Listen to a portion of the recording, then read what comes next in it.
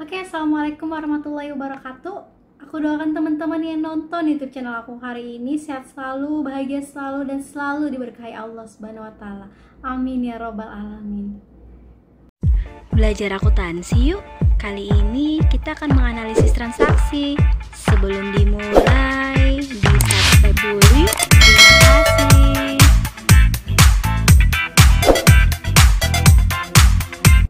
Oke teman-teman, kali ini kita mau ngebahas materi yang sangat penting di dasar akuntansi. Jadi sebelum teman-teman masuk ke dalam materi jurnal, kalian harus tahu ini dulu. Kita akan menganalisis transaksi. Nah, gimana cara kita menganalisis transaksi itu? Kita menggunakan akun. Jadi, cara kita mengelompokkan transaksi-transaksi itu untuk dijadikan si laporan keuangan ini, kita menggunakan nama akun-akun. Nah, akun ini kita kelompokkan dulu nih menjadi 5 bagian. Yang pertama nih ya, jempol ya, aset, telunjuk utang, jari tengah ini modal, jari manis ini pendapatan, jadi yang manis-manis itu pendapatan, dan kelingking kita yang kecil ini beban. Jadi semoga beban hidup kita nih sedikit ya. Oke, pertama aset. Aset merupakan sumber daya yang dimiliki oleh perusahaan. Jadi sumber daya ini bisa berupa cash-nya ataupun semacam perlengkapan, peralatan, tanah, investasi, itu masuk ke dalam aset.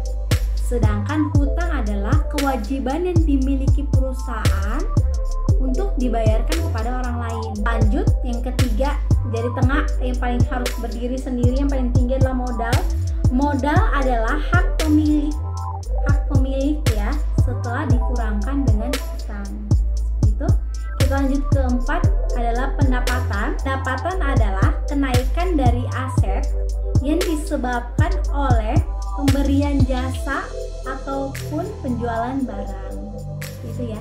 Dan terakhir beban. Nah, beban adalah pembiayaan yang dilakukan untuk menghasilkan suatu pendapatan, itu beban. Nah, setelah kita kelompokkan ya, nah kita berikan nomor dulu nih. Aset nomornya 1, 2 itu hutang, 3 itu modal, 4 itu pendapatan, 5 itu beban. Itu ya, kita nomorkan dulu dia. Selanjutnya pada saat kita penjurnalan kita nggak bingung lagi. Jadi sebelum masuk ke jurnal wajib paham ini. Nah, selanjutnya nih, dari 5 ini kita harus mampu dulu mengklasifikasikannya. Gimana cara mudahnya? Cara mudahnya gini, aset dan beban. Aset ketika bertambah, beban ketika bertambah di debit. Sebaliknya, ketika berkurang di kredit. Kayak gitu ya. Jadi kalau ingatnya gini, aset beban bertambah di debit, berkurang di kredit. Oh, berarti 3 ini ketika bertambah sebaliknya, bertambahnya di kredit, berkurangnya di debit. Jadi mudah ya, yang kita hafalkan 2 aja nih. Aset bertambah di debit, berkurang di kredit. Nah, setelah kalau kita udah hafal ini, udah tahu penomorannya jelas ya, 1, 2, 3, 4, 5-nya sudah, maka pada saat kita masuk ke jurnal udah gampang nih. Jadi wajib banget dihafal ya. Yang perlu dihafal cuma 1 dah. Aset dan beban ketika bertambah di debit, berkurang di kredit. Maka ketika dia bukan aset, dia bukan beban, maka sebaliknya. Gampang ya. Oke, kita masuk ke materi terakhir. Materi terakhir kita akan mempelajari alur pembuatan laporan ya. Bagaimana suatu data transaksi bisa sampai ke laporan. Nah, yang pertama kita harus mampu untuk menganalisis transaksi.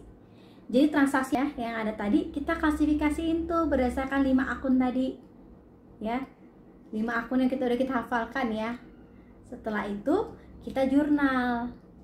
Setelah masuk ke jurnal, kita kelompokkan ke dalam buku besar. Nanti ini contohnya buku besar.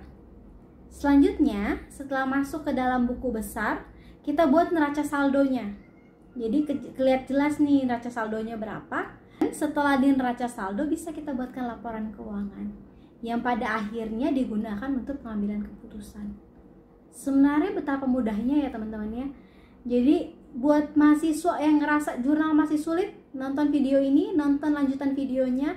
Oke, langsung dilanjutkan ke video selanjutnya karena kita akan ngebahas tentang penjurnalan. Gimana sih kita akan melakukan jurnal? Aku bakal ngebagiin tips-tips lainnya, cara kalian menghafal lainnya yang sangat-sangat mudah, oke? Sekian dari aku, wassalamualaikum warahmatullahi wabarakatuh. Dan jangan lupa di subscribe ya.